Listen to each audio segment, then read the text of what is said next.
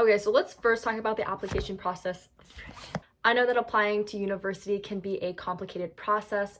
So given that I'm currently an HBA1 student at Ivey Business School, I thought that I would break down how I got into Ivey and also share some of the biggest tips that I have for the application process. So first, let's talk about grades. So you can actually find this information on the Ivey UWO website. They tell you what a competitive average is for your application that year. This year, it's currently a 93% average. In my year, when I applied, it was a 90% average.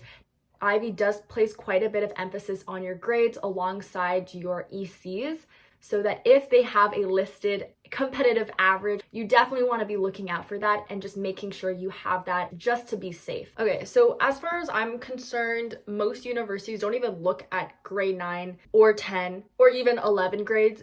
Grade 12 grades definitely do matter the most, but if you do care about early acceptance and you want to get in just like a little earlier, it gives you a little bit of that reassurance, and you want to slack off a bit for senioritis. That was me. So I tried really hard in grade 11 and then I slacked off a little bit in grade 12. So that could also explain why I got my Ivey AEO offer early in March as opposed to April or May, because I had really strong grade 11 marks. You only need the 93% competitive average for your top 6 grade 12 courses. So I just calculated the average of my best grade 12 high school classes, including English, and I got a 96.16 repeating. So approximately a 96% average. Okay, the next requirement of grades is completion of a mathematics course for university-bound students. So what that means is that the course code needs to have the 4U. So I believe there's like advanced functions, there's calculus and vectors, there's also like a data management course. Personally, I took all 3 of those math courses, but in the case of Western, it just says that you need a completion of a mathematics course. So I think that not only if you complete those math courses, but you also have a high grade in them, that will definitely set you apart. I believe I got around the 95s for all of my math classes. I don't think that there's a cutoff for your math classes, so don't worry if you're not like a quote unquote math person, like you're fine. Okay, so moving on now, I want to talk about the AEO written application. So I'm going to be kind of taking you through my application, so hopefully the screen will appear here. But basically what I'm looking at now is first there is a section for biographic information. That's pretty straightforward. Contact information, languages, very simple, very chill. I'm not going to go through that. Then there's a tab for additional information.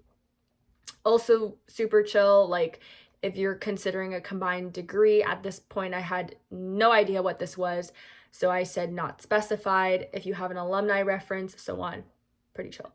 Okay, the third section is your education awards. Education, you just list your high school or high schools, plural.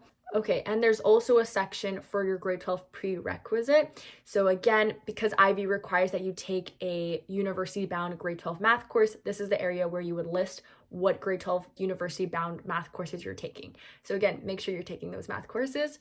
And they have an awards section where you basically just list any awards you got in the past 4 years. So throughout your high school years. And I think that this is where ECs, extracurriculars, play a really big part. I think that if you're able to join extracurriculars where there's a competition aspect, for example, debate or DECA or like a science fair or something, you're able to list certain achievements that you've had in this awards section. Tip: join extracurriculars that have a competition aspect so you can win some awards. Okay, the bulkiest section, and the section you're probably wondering the most about, is the activities section. So leadership is something very big that Ivey looks for in an applicant, and you can definitely demonstrate your leadership through the extracurriculars that you're taking part of. So it's important when you take part in extracurriculars that you're not just taking part of as many as you can, but you're able to take part of a couple and really develop your leadership position within those extracurriculars. So Ivey asks that you select 2 of the extracurricular activities that best demonstrate your leadership experience and that you talk about them most in depth.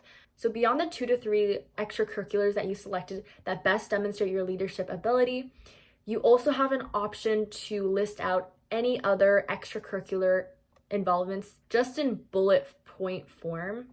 So I would say that the additional activities are not that important. If you don't have any additional activities beyond the 2 or 3 that you talk about in depth, I honestly don't think it's that big of a deal, so don't worry. For me, my 3 selected extracurriculars included being the co-head of our school's math contest club.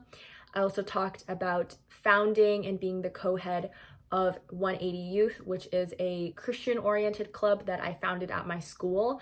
And number 3, I talked about being the co-chair of a coffee house event for my church's fellowship.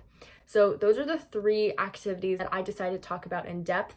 So when writing the essays for the activity section, I do have a couple of main tips. So I remember actually the first time I wrote my Ivey AEO essays, the first draft that I had, I talked a lot about what I learned from the experience, did a lot of reflections, and I brought it to my guidance counselor and they were like, no, this is not what they want. This is not what they want. They want you to be direct. They want you to tell them what you did specifically. Nowhere in the prompt did it ask me to talk about my reflections or my personal story or make it more deep than what it is. So my first tip is answer the prompt and don't overthink it.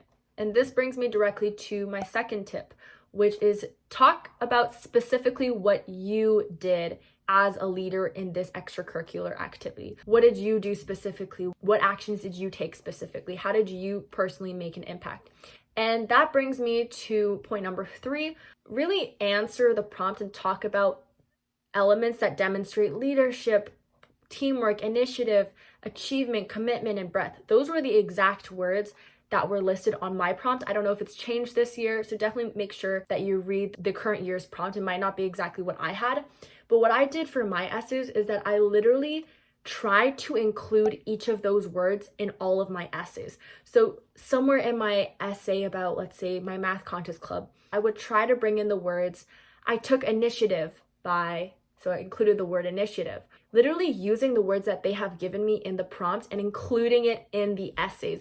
This not only make sure you answer the prompt, but also helps them reviewing your application to track, okay, they talk about leadership here, they talk about teamwork here, being able to track it accordingly. But I will have to say that try to include it in a very natural way. Don't try to force the word in there if it just doesn't make sense.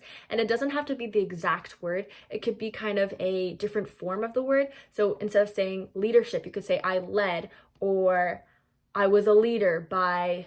Okay, so finally, this brings me to tip number 4, which is to quantify and add impact. This is something that you're going to hear so much when you start writing your resume. What you should know about the essays is that even though it doesn't exactly specifically ask you for what the impact was, it almost implies it because you're talking about everything you did to help this club or this organization or how you were a leader. So it would be very meaningful to finish the essay with an impact. What I'm saying is that being able to finish each essay with 1 or 2 sentences of the overall impact of maybe what you did specifically, or maybe what the organization or club did as a whole that you contributed towards. This will definitely help the reader be able to visualize the scale and the impact that you had as a leader. Big way to really demonstrate impact is to use numbers and to quantify when you can. If you're a fundraising club, how much money was your club able to ultimately fundraise by the end of the year? Or if you've been part of the club for 2 years, 1 year as, let's say, an executive and the next year as the head of the club, how much were you able to grow the fundraising by a certain percentage? So overall, my 4 tips in summary: number 1, don't overthink the prompt. Number 2, talk about specifically what you did. Number 3, answer the prompt and bring in those words that they're looking for in their prompt. And number 4, quantify the impact. Moving on. Finally, they have a work experience section, which is optional. So I don't think it'll hurt you too much if you don't have anything for this section or you don't have much. Again, you list it out in bullet point form and you should be good. And then they have a last part on languages and international experience. Okay, and then you review, pay your fee, and then you're done. Remember, you're not an Ivey until your 3rd year of undergrad.